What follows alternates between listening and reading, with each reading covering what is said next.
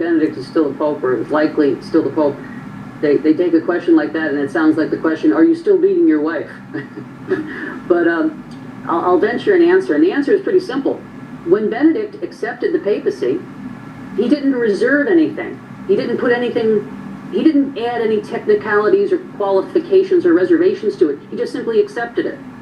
Therefore, that's fine. That's fine and dandy.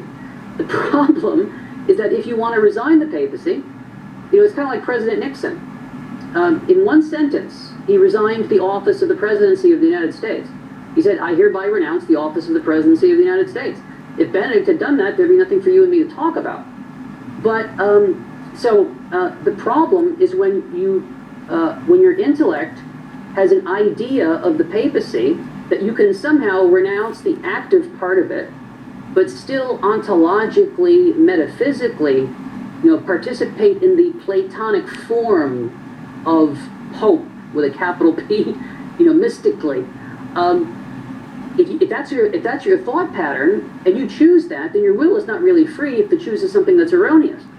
And so, for instance, had he just said simply, like President Nixon did, I resign the office of the papacy, that would be done whether or not he thought differently about it.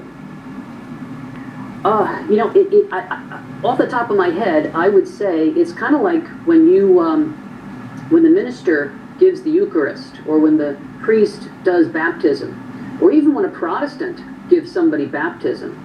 The church says that as long as he intends to do what the church intends to do, it's valid, as long as he uses the right words. And it doesn't really matter if he has his theology completely together.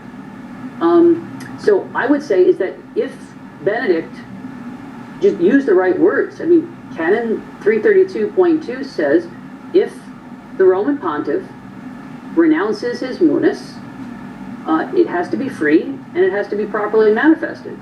And if he had done that in word and in deed, we wouldn't be having this discussion right now.